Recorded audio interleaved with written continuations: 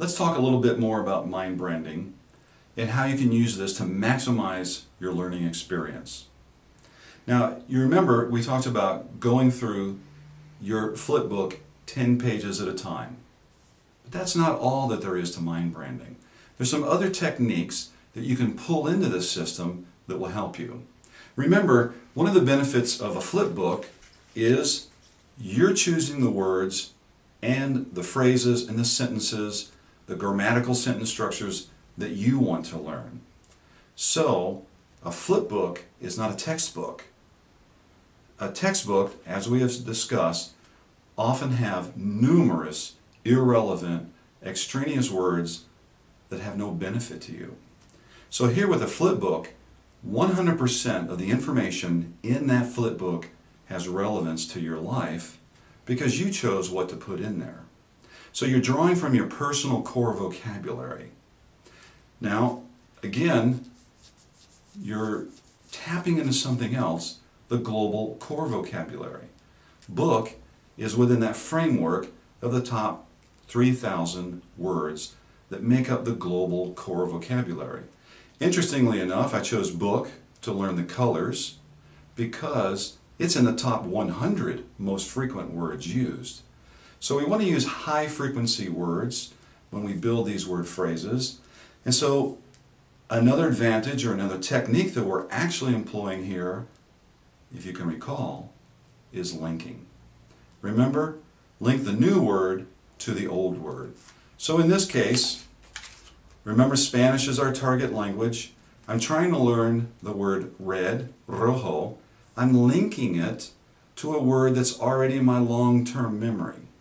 So as we discussed, linking new words to old words, they get married, they get bound together, and now the new word travels back into our long-term memory. Now a textbook is not going to do that for you. This is something that you take control of. With a flip book, you have that control. But there's more advantages to a flip book.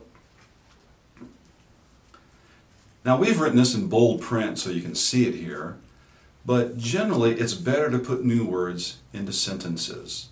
Sentences that are composed of high frequency words and composed of dictums.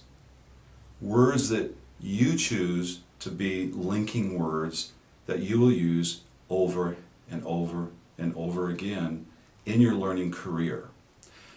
So I might write there, I like the blue book.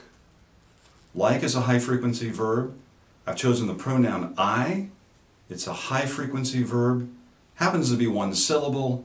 It's very simple to remember in most languages.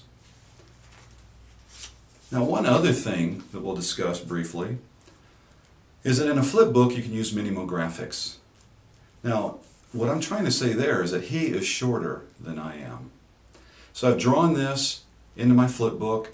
Of course on the reverse side I would write out he is shorter than I am on the reverse side, which I just haven't done here yet. Now minimographics are going to help us in what way? When we look at a phrase in our mother tongue, we have to translate that in our brain into our target language. I have to see black book, then I have to translate it to libro negro.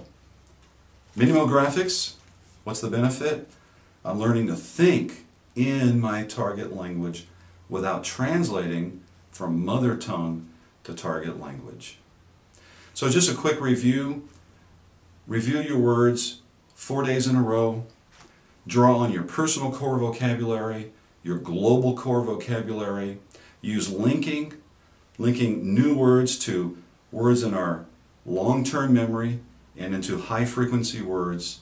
Use your dictums and, when possible, little word pictures that can help us to avoid translating and focus on thinking in our target language.